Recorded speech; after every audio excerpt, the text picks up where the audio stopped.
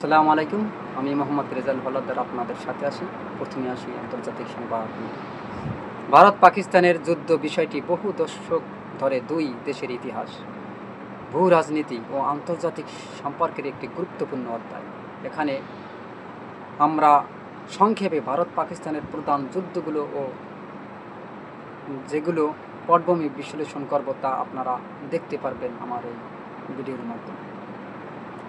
1947 থেকে 48 সালের যুদ্ধ, প্রথম কাশ্মীর যুদ্ধ। ব্রিটিশ শাসনের অবসানের পর ভারত ও পাকিস্তান বিভক্ত হয়। রাজ্য কাশ্মীরের অধীনতা প্রশ্নে বিরোধ শুরু হয়। পাকিস্তান সমর্থিত উপজাতি গোষ্ঠী কাশ্মীরে হামলা চালায়। মহারাজা ভারতের সাহায্য চান এবং কাশ্মীরে ভারতের সঙ্গে যুক্ত হয়। ফলাফল, যুদ্ধবিরতি হয় জাতিসংঘের হস্তক্ষেপে। কাশ্মীর ভাগ হয়ে যায়, একাংশ ভারত নিয়ন্ত্রণ জম্মু ও কাশ্মীর এবং একাংশ পাকিস্তান নিয়ন্ত্রিত আজাদ কাশ্মীর ও গিলগিট বালজিস্তান। 1965 সালের যুদ্ধ। পাকিস্তান কাশ্মীরের জনগণের অসন্তোষ কাজে লাগিয়ে অপারেশন জিব্রাল্টার চালায়। পাকিস্তান সীমান্তে অতিক্রম করে ভারত কাশ্মীরে অনুপ্রবেশ করে। ভারত পাল্টা জবাব দেয়। তীব্র যুদ্ধের পর তাশখন্দ চুক্তি স্বাক্ষরিত হয় সোভিয়েত ইউনিয়নের মধ্যস্থায়। উভয় দেশ আগের অবস্থানে ফিরে যায়। 1971 সালের যুদ্ধ। পাকিস্তানের পূর্বে অংশে বর্তমান বাংলাদেশ, বাঙালিদের ওপর পাকিস্তানি বাহিনীর দমন নিপীড়ন শুরু হয়। লক্ষাধিক শরণার্থী ভারতে আশ্রয় নেয়। ভারত মুজিবনগর সরকারকে সহায়তা দেয়। 3 ডিসেম্বর পাকিস্তান ভারতের বিমান ঘাঁটিতে হামলা করে। ভারত পাল্টা আক্রমণ চালায়। পাকিস্তান আত্মসমর্পণ করে। 16 ডিসেম্বর 1971 সালে বাংলাদেশ স্বাধীনতা লাভ করে। এটি ভারত পাকিস্তান ইতিহাসের সবচেয়ে গুরুত্বপূর্ণ যুদ্ধ। 1999 সালের কার্গিল যুদ্ধ। পাকিস্তানি সেনারা ও কাশ্মীর জঙ্গিরা লাদাখ অঞ্চলে কার্গিল সেক্টরে অনুপ্রবেশ করে। ভারত সেনাবাহিনী কঠিন পাহাড়ি এলাকায় লড়াই চালিয়ে আক্রমণকারী বাহিনীকে হটিয়ে দেয়। আন্তর্জাতিক সমর্থন ভারতের পক্ষে ছিল, পাকিস্তানকে পিছু হটতে হয়।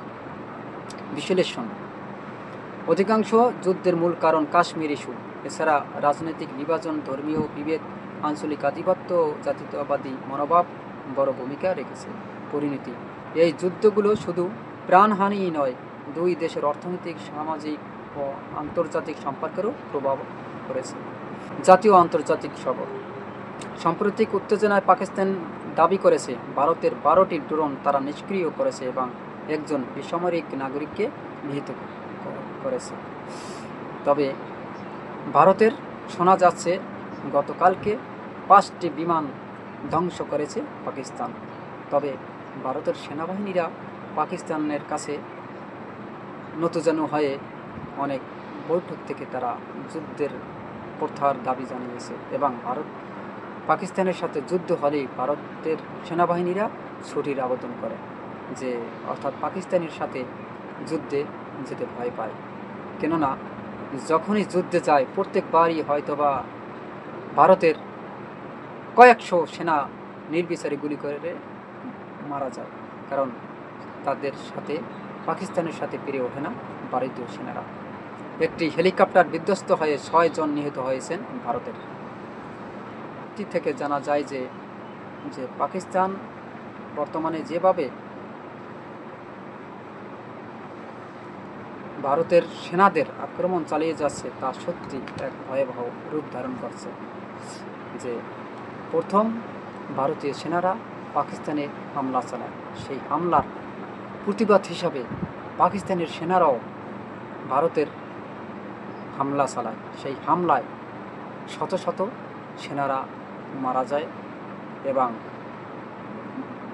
ভারত তার প্রতিশোধ হিসাবে কয়েকটি বিমান পাঠায়, দামি দামিও বিমান, হাজার হাজার কোটি টাকা দাম। সেই বিমানগুলো আর পাকিস্তান থেকে একটাও ফিরে আসে না। এবং এমনকি সেই বিমানের যে ক্যাপ্টেন আছেন, অর্থাৎ যারা বিমান চালায়, পাইলট, তারা যখন প্যারাশুট দিয়ে নামতে চায় তাদের জীবন বাঁচানোর জন্য, তখন তাদেরকে ধরে ফেলে সেই পাকিস্তানি সেনারা।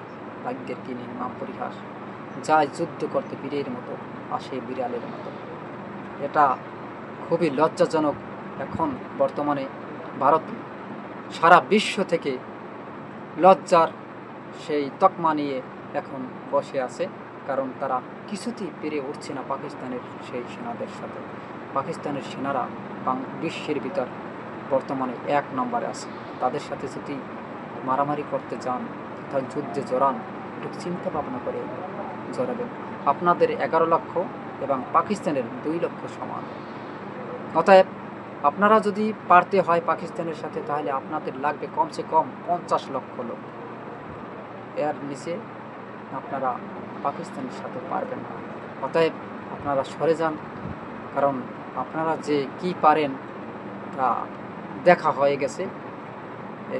এইবার যুদ্ধে আপনাদের নাক কাটা গেছে।